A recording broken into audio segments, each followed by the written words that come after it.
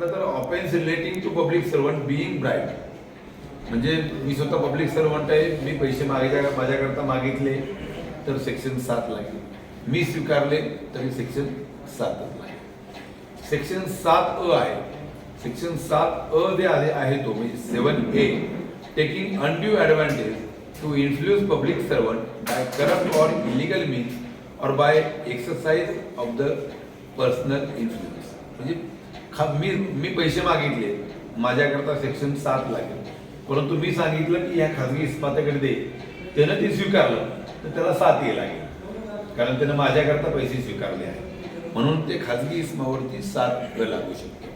उदाहरणार्थ माझा सबऑर्डिनेट आहे, त्यानं माझ्याकरता पैसे मागितले आणि स्वीकारले पण, मग त्याला 7 पण लागेल आणि 7 पण लागेल आणि 7A पण लागेल, कारण माझ्याकरता त्यांना पैसे स्वीकारलेले आहेत. म्हणून 7A सेक्शन हा